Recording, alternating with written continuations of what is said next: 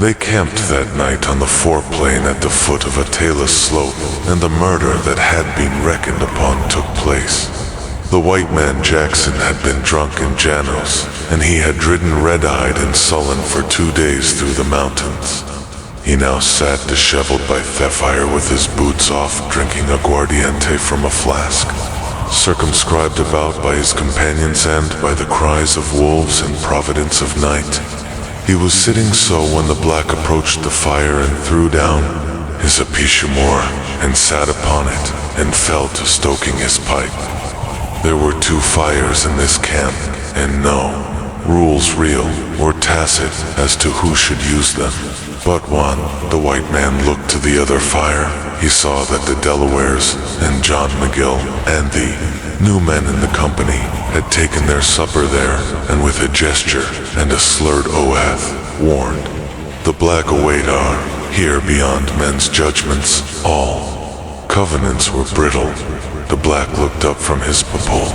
About that fire were men whose eyes gave back the light like coals socketed hot in their skulls, and men whose eyes did not. But the black man's eyes stood as corridors for them, through of naked and unrectified night, from what of it lay behind to what was yet to come. "Any man in this company can sit where it suits him," he said. The white man swung his head, one eye half closed, his lip loose. His gun belt lay coiled on thigh. He reached and drew the revolver and cocked it. 4 men rose and moved away. "You aim to shoot me," said the black. "You don't get your black ass away from this fire, I'll kill you graveyard dead." He looked to where Glanton sat. Glanton watched him. He put the pipe in his mouth, and Rosand took up the apichamore and folded it over his arm. "Is that your final say? Final as the judgment of God?" The black looked once more across the flames at Glanton, and then he moved away, in the dark.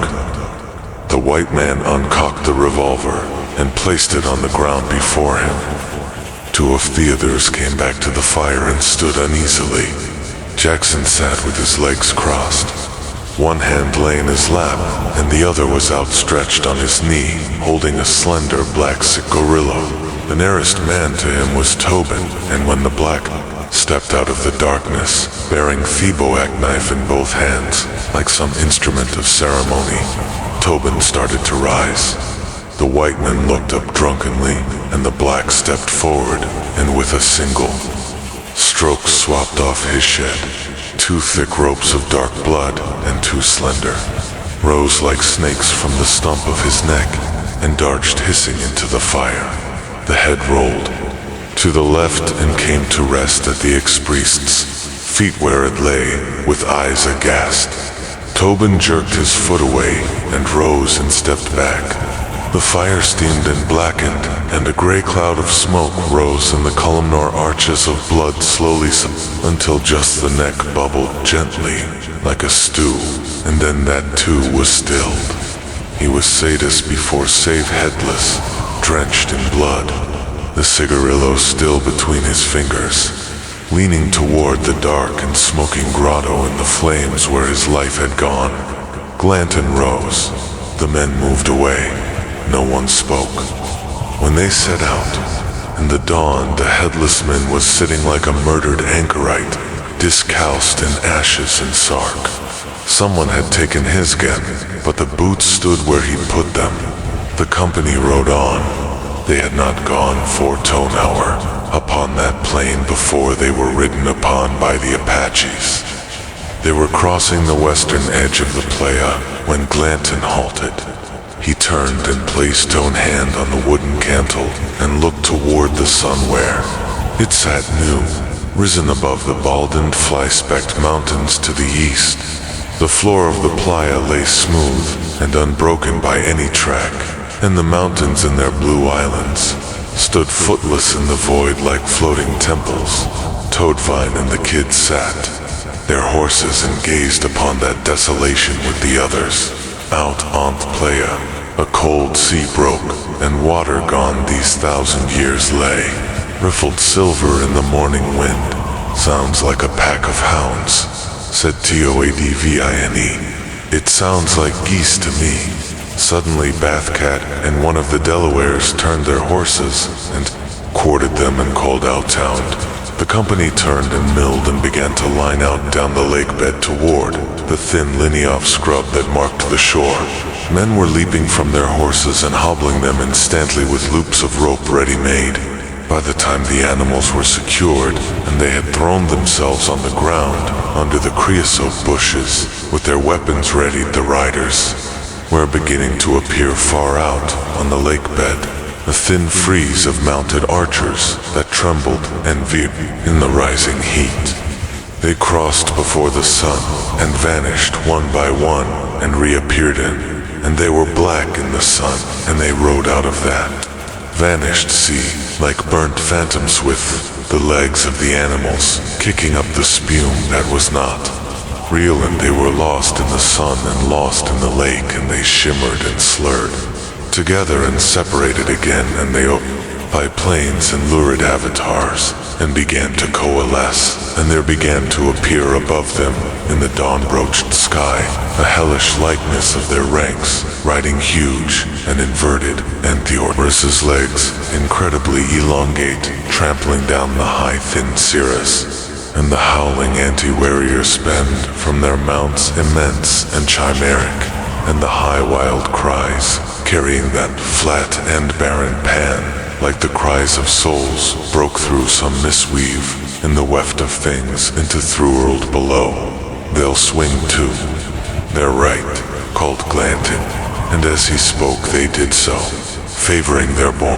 The arrows came lofting up in the blue with the sun on their fletchings, and then sudden lightening speed and passing with a whinny whistle like the flight of wild ducks, the first rifle cracked.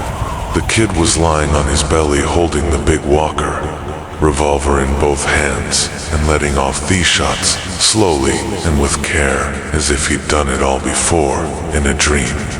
The warriors passed within 100 feet, 40, 50 of them, and went on up the edge of the lake and began to crumble in serried plains of heat and to break up silently and to vanish. The company lay under the creosote, recharging their pieces.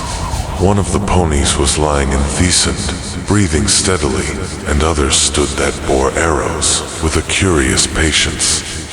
Tate and Dockervin pulled back to see about them. The others lay watching the playa. They walked out, Toadvine and Glanton and the judge. They picked up a short rifled musket bound in rawhide and studied about the stock with brass-headed tacks in varied designs. The judge looked north along the pale shore of the dry lake where the heathen had fled. He handeth rifle to Toadvine, and they went on. The dead man lay in a sandy wash. He was naked save for skin boots and a pair of wide Mexican drawers. The boots had pointed toes like buskins, and they had parflesh soles and high tops that were rolled down about the knees and tied. The sand in the wash was dark with blood. They stood there in the windless heat at the edge of the dry lake, and Glanton pushed him over with his boot. The painted face came up. Sand stuck to the eyeball. Sand stuck to the rancid grease with which he'd smeared his torso. You could see the hole where the ball from Toadvine's rifle had gone in above the lower rib. The man's hair was long and black and dull with dust, and a few lice scuttled. There were slashes of white paint on the cheeks, and there were chevrons of paint above the nose, and figures in dark red paint under the eyes and on Thetchin. He was old, and he bore a healed lance wound just above the hip bone, and an old saber across the left cheek that ran to the corner of his eye. These wounds were decorate Hithri length with tattooed images, perhaps obscure with age, but without reference in the known dessert about. The judge knelt with his knife and cut the strap of the tiger skin. Warbag the man carried and emptied it in. The sand. It held an eye shield made from a raven's wing, a rosary of fruit seeds, a few gunflints, a handful of lead balls. It held also a calculus or madstone from the inward parts off, some beast, and this the judge examined and pocketed. The other effects he spread with thepum of his hand, as if there were something to be read there. Then he ripped open the man's drawers with his knife. Tied alongside the dark genitals was a small skin bag, and this the judge cut away, and also secured in the pocket of his vest. Lastly, he seized the dark locks and swept them up from the sand and cut away the scalp.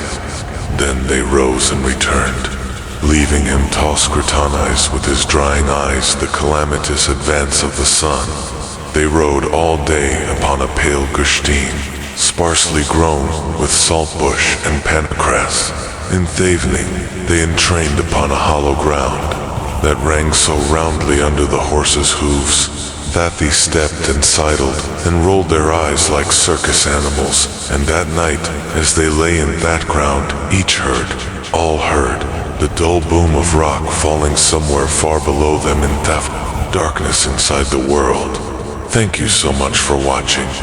The fact that you stayed until the end says a lot. It means you care, you're hungry, you know deep inside that you were meant for more, and you're ready to take the steps no matter how small to reach it. This isn't just a video, it's a reminder, a quiet voice inside telling you, you can change, you can grow. The truth, most people won't, they'll scroll past, but not you. You're learning that small decisions, reading a page, going for a walk, saying no to distractions, saving a little money, choosing focus on small at all, they build your life. It won't always be easy, but it will be worth it, because every small step builds momentum, and momentum creates change. So keep going. You've already started, and that alone puts you ahead of most.